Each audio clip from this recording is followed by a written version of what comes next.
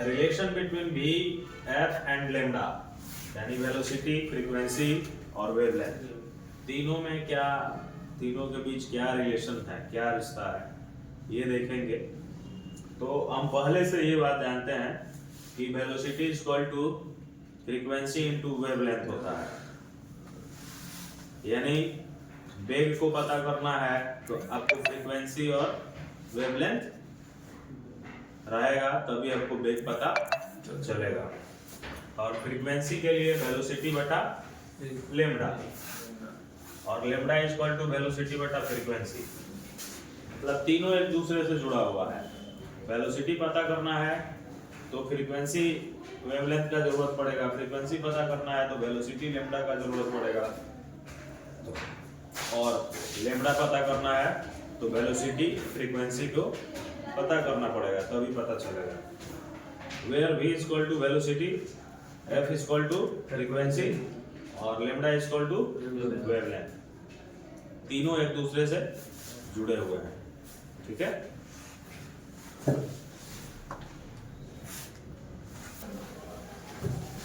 Sensitivity क्या है? Sensitivity ability to detect the smallest discontinuity, सबसे छोटा डिसकंटिन्यूटी को पता करने का योग्यता सेंसिटिविटी कहलाता है। सबसे छोटा मतलब जितना छोटा से छोटा कैच कर ले। In industrial UT the smallest discontinuity can be detected by lambda by 4। Industrial UT में आपको सबसे छोटा डिसकंटिन्यूटी को अगर पता करना है तो फार्मूला आपको यूज करना पड़ेगा लेमडा बाई 4। सारा कैलकुलेशन करने के बाद लेमडा बाई 4 का प्रयोग करेंगे आप, तो आपको सबसे छोटा डिसकंटिन्यूटी पता चल जाएगा कि सबसे छोटा कितना आएगा, ठीक है।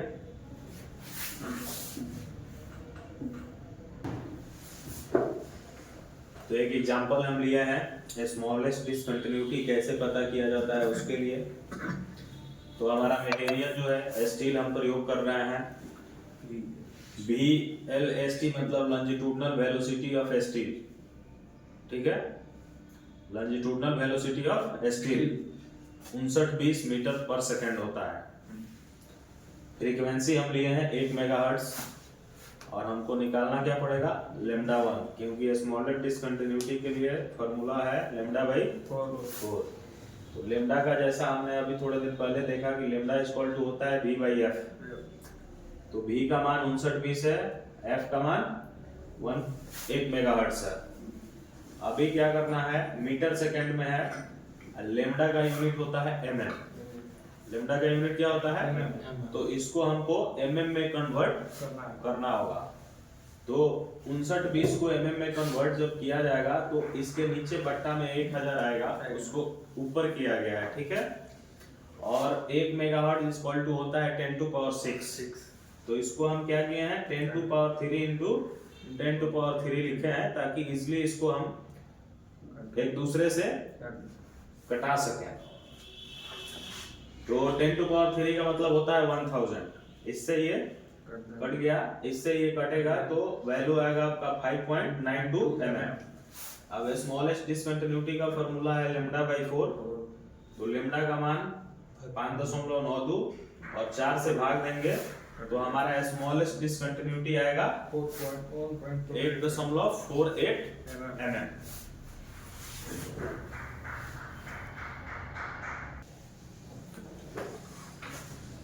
तो फर्स्ट एग्जांपल में हम लोग देखें, फ्रीक्वेंसी लिए थे 1 मेगाहर्ट्ज। यहाँ हम सारा चीज सेम है, मटेरियल सेम है, वेलोसिटी सेम है, सिर्फ फ्रीक्वेंसी 2 मेगाहर्ट्ज किया है, ठीक है। और फिर हमारा कैलकुलेशन का प्रक्रिया सेम है, lambda is equal to v by F, सिर्फ फ्रीक्वेंसी चेंज हुआ है, ठीक है। 5920 मीटर पर सेकंड बटा 2 मेगाहर्ट्ज। फिर इसको mm में कन्वर्ट करने के लिए 1000 से मल्टीप्लाई किया गया है, इसको घटाने के लिए मेगाहर्ट्ज को हर्ट्ज में कन्वर्ट किया गया है। 10 टू पावर 3 से 1000 कट गया है, 10 टू पावर 3 से ये कटा है तो 5.92 बटा 2 आया है। इसको डिवाइड करने के बाद जो वैल्यू आएगा 2.96 mm आएगा। स्मॉलेस्ट डिसकंटिन्यूटी का फॉर्मूला है लैम्डा बाई 4, तो 2.96 बटा 4 तो आया कितना है 0.74 mm। तो 1 मेगाहर्ट्ज जब प्रयोग हम कर रहे थे तो हमारा आया था लमसम 1.48 mm। अभी हम 2 मेगाहर्ट्ज यूज किए हैं तो कितना आया है 0.2। तो फ्रीक्वेंसी बढ़ा है तो सेंसिटिविटी भी बढ़ा है, इसलिए higher the frequency higher the sensitivity. तो फ्रीक्वेंसी बढ़ेगा तो सेंसिटिविटी भी बढ़ेगा। Higher the frequency lesser the penetration, लेकिन फ्रीक्वेंसी बढ़ेगा तो पेनिट्रेशन कम होगा। पेनिट्रेशन मतलब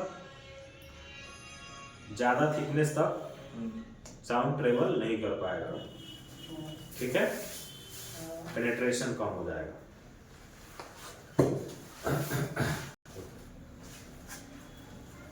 अभी यूटी करते वक्त फ्रीक्वेंसी का सिलेक्शन कैसे करेंगे? थिकनेस पर। तो हमारा थिकनेस अगर 32 mm से कम है तो फ्रीक्वेंसी 2.25 से लेकर 5 मेगाहर्ट्ज तक करेंगे, ठीक है। अब प्रोब जो आता है 1 मेगाहर्ट्ज का आता है, 2 मेगाहर्ट्ज का आता है, 4 मेगाहर्ट्ज का आता है, 3 का नहीं आता है, 5 का आता है, ठीक है। तो 2.25 मतलब सीधा हो गया कि 4 मेगाहर्ट्ज का ही करेंगे या 5 मेगाहर्ट्ज का करेंगे। लेकिन प्रैक्टिकली आप 4 मेगाहर्ट्ज का प्रयोग 40 mm के थिकनेस तक कर सकते हैं, कोई दिक्कत नहीं। If thickness is greater than 32 mm, then 1.5 megahertz to 2.5 megahertz, यानी जनरली 32 mm के ऊपर आप 2 मेगाहर्ट्ज का प्रयोग कर सकते हैं। For casting any thickness use low frequency। कह रहा है कि कास्टिंग मटेरियल जब आप टेस्ट करेंगे कास्टिंग जॉब का तो इसमें आप क्या करेंगे, लो फ्रीक्वेंसी कभी भी यूज करेंगे, ठीक है। ये कास्टिंग मटेरियल है और ये फोर्जिंग है। कास्टिंग में कभी भी आप लो फ्रीक्वेंसी का उपयोग करेंगे। Then use low frequency because due to scattering of sound due to coarse grain structure of casting material. कह रहा है कि लो फ्रीक्वेंसी यूज करेंगे क्योंकि साउंड हमारा क्या होता है, स्कैटर होने लगता है, आएगा टकरा के वापस चला जाएगा, मतलब टकराएगा दूसरे दिशा में चला जाएगा।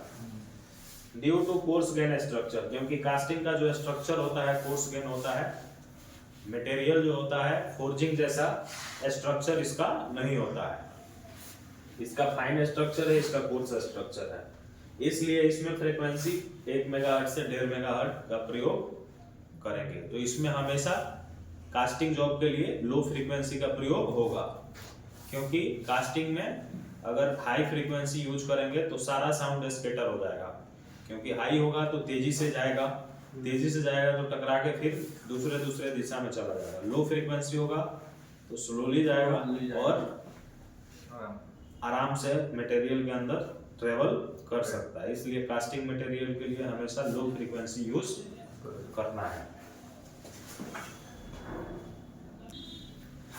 जनरेशन ऑफ अल्ट्रासोनिक, अल्ट्रासोनिक का उत्पत्ति कैसे होता है?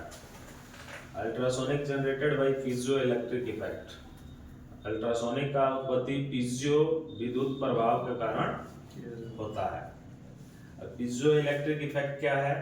Conversion of electric energy into mechanical energy and vice versa.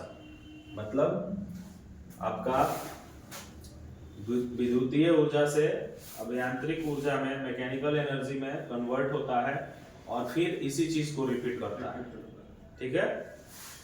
Vice versa मतलब फिर अपोजिट होता है, फिर कंटिन्यू उसको रिपीट करता है, फिर अपोजिट होता है, इसी प्रकार से इसका उत्पत्ति होता है। तो अगर आपसे क्वेश्चन कोई करे कि अल्ट्रासोनिक कैसे जनरेट होता है तो आपका आंसर होगा पीजो इलेक्ट्रिक इफेक्ट। अगर क्वेश्चन होगा पीजो इलेक्ट्रिक इफेक्ट क्या है तो आपका आंसर होगा कन्वर्जन ऑफ इलेक्ट्रिक एनर्जी, या इलेक्ट्रिकल एनर्जी भी बोल सकते हैं, electrical energy into mechanical energy and vice versa. Is it okay? Modes of wave,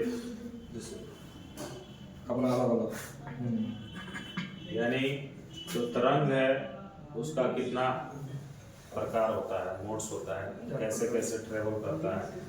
तो मुख्य रूप से ये 4 होता है जिसको यूटी में हम लोग प्रयोग करते हैं, और इस 4 में से भी 2 का ही प्रयोग ज़्यादा है,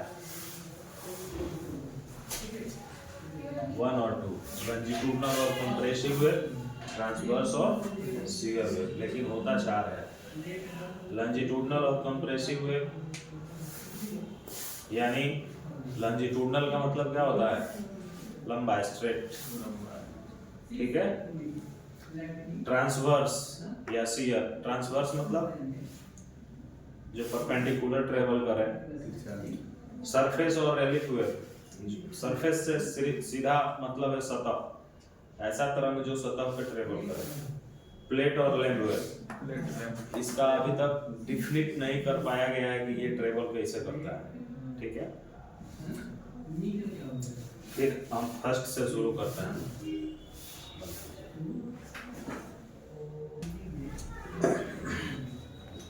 पहला हम लोग वेव देखेंगे जो कि है लॉन्जिट्यूडनल और कंप्रेसिव वेव।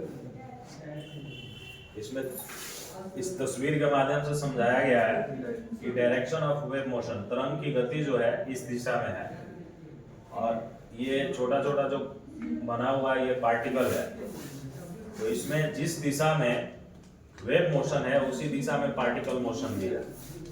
कण की गति भी तरंग की गति के पैरेलल ही ट्रेवल कर रहा है। वही कह रहा है particle motion is along the axis of direction of wave motion. कण की गति भी जिस दिशा में हमारा वेव मोशन कर रहा है उसी दिशा के तरफ लॉन्जिट्यूडनल वेव में करता है। Velocity is represented by VL, और मटेरियल के लिए AL या ST आप यहाँ ऐसा यूज किया जाता है, तो इसका मतलब हो जाएगा longitudinal velocity of aluminium, not medium, aluminium. The wave mode will travel in all media, ये ऐसा वेव मोड है जो कि सारे पदार्थों में ट्रेवल कर सकता है, चाहे सॉलिड हो, गैस हो या लिक्विड हो। This wave mode is used in normal beam proof construction. इस वेव मोड का प्रयोग नॉर्मल बीम प्रूफ बनाने में प्रयोग किया जाता है, ठीक है।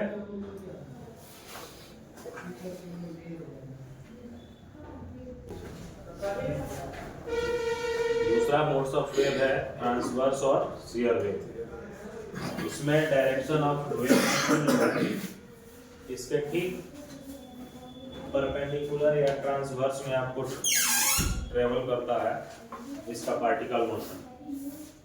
पार्टिकल मोशन परपेंडिकुलर और transverse to the direction of wave motion.